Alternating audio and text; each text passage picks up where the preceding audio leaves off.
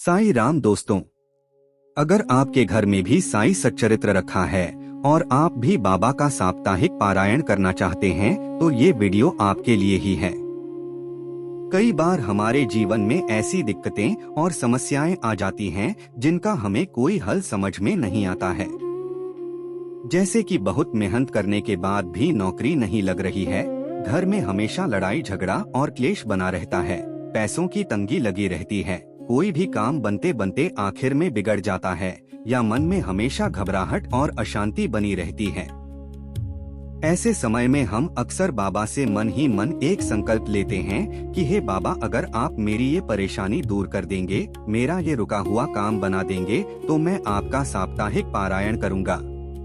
लेकिन क्या आपको पता है कि ज्यादातर लोग साप्ताहिक पारायण शुरू तो कर देते हैं, लेकिन वो 3 बड़ी गलतियां कर देते हैं जिसकी वजह से उन्हें उसका पूरा फल नहीं मिल पाता है।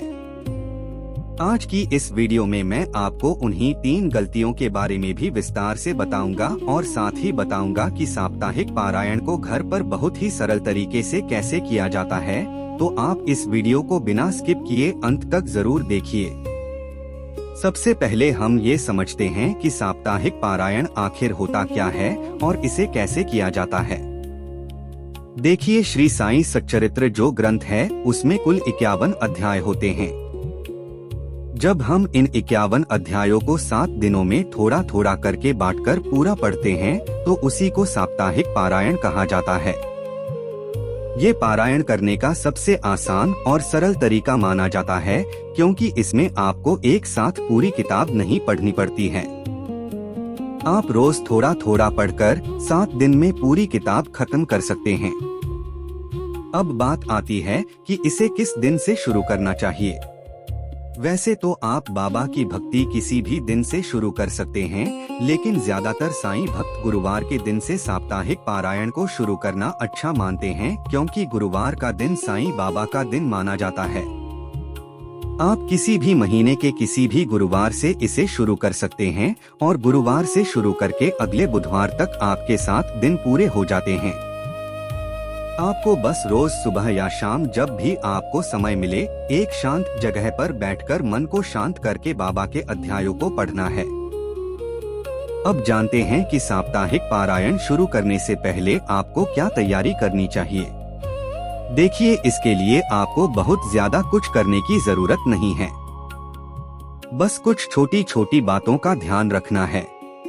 सुबह जब आप उठें तो स्नान करके साफ सुथरे कपड़े पहन लें और अपने घर के मंदिर की साफ सफाई कर लें।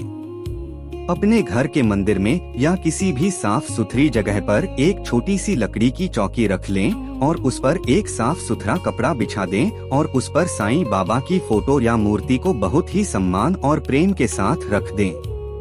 रोज सुबह और शाम बाबा के सामने दिया और अगरबत्ती जला दें और जो भी फूल आपके पास हो वो फूल अर्पित कर दें।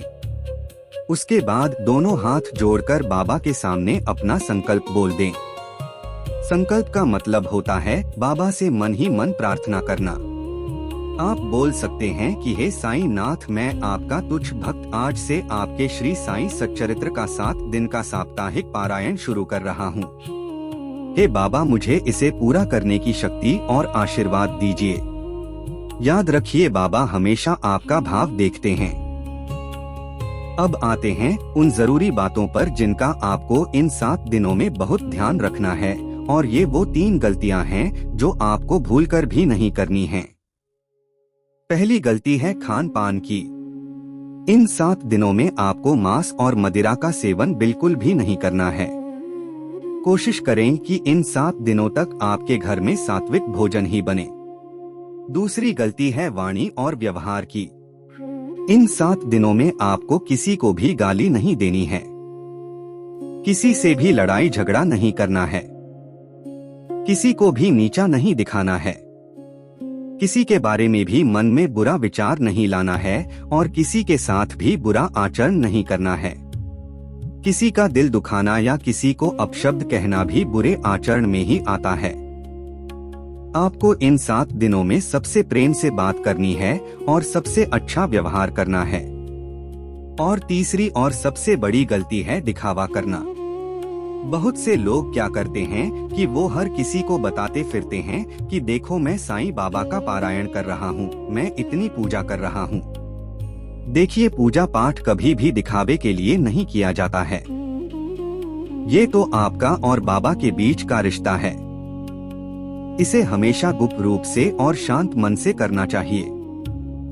अब आते हैं इस वीडियो के सबसे जरूरी हिस्से पर कि श्री साईं सच्चरित्र के 51 अध्यायों को 7 दिन में कैसे बांटना है ताकि आपको पढ़ने में आसानी हो। ये बंटवारा मैं आपको शिरडी में साईं बाबा संस्थान द्वारा जो हिंदी की किताब प्रकाशित की गई है उसी के अनुसार बता रहा हूँ और दुनिया भर के साईं भक्त इसी बंटवारे को मानते हैं। आप चाहें तो इसका स्क्रीनशॉट लेकर रख सकते हैं। तो पहले दिन गुरुवार को आपको अध्याय नंबर 1 से लेकर अध्याय नंबर 6 तक पढ़ना है। दूसरे दिन शुक्रवार को आपको अध्याय नंबर 7 से लेकर अध्याय नंबर 13 तक पढ़ना है। तीसरे दिन शनिवार को आपको अध्याय नंबर 14 से लेकर अध्याय नंबर 22 तक पढ़ना है। चौथे दिन रविवार को आपको अध्याय नंबर 23 से लेकर अध्याय नंबर 28 तक पढ़ना है। पांचवें दिन सोमवार को आपको अध्याय नंबर 29 से लेकर अध्याय नंबर 35 तक पढ़ना है। छठे दिन मंगलवार को आपको अध्याय नंबर 36 से लेकर अध्याय नंबर 42 तक पढ़ना है। और सातवें और अंतिम दिन बुधवार को आपको अध्याय नंबर 43 से लेकर अध्याय नंबर 51 तक पढ़कर अपने साप्ताहिक पारायण को पूरा करना है। आप चाहें तो इन अध्यायों को सुबह और शाम में बांटकर भी पढ़ सकते हैं।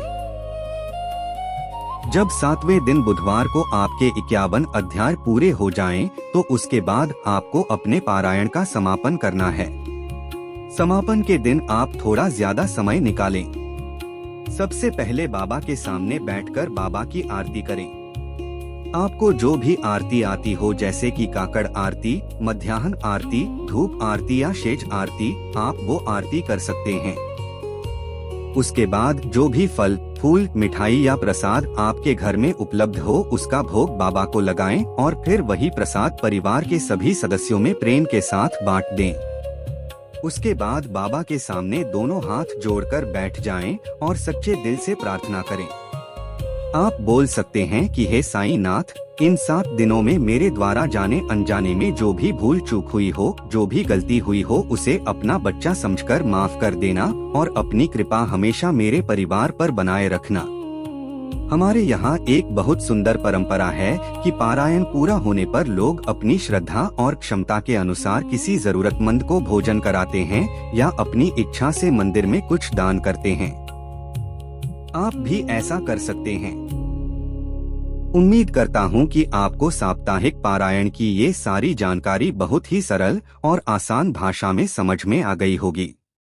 देखिए, श्री साईं सच्चरित्र सिर्फ एक किताब नहीं है, ये बाबा की लीलाओं का एक बहुत ही सुंदर संग्रह है। इसे पढ़ने से मन को बहुत शांति मिलती है और घर में भी सकारात्मकता बनी रहती है। जब भी आप इसका पाठ करें तो पूरे मन से, पूरे प्रेम से और पूरे विश्वास के साथ करें। बाबा हमेशा कहते थे कि श्रद्धा और सबूरी बनाए रखो। अगर आपके मन में श्रद्धा और सबूरी है तो बाबा आपकी हर प्रार्थना जरूर सुनेंगे। और हाँ, अगर आपको ये वीडियो अच्छा लगे और जानकारी पूर्ण लगे और आपको ऐसी और भी जानकारी पूर्ण वीडियोस चाहिए तो हमारे चैनल गुरु कृपा फाउंडेशन को सब्सक्राइब कर लीजिए और बेल आइकन को भी दबा दीजिए ताकि आने वाली हर वीडियो सबसे पहले आप तक पहुँचे। और कमेंट में दिल से एक बार ओम साई राम भी लिख दीजिए। आप सभी पर साईं बाबा की कृपा हमेशा बनी रहे। ओम साई राम।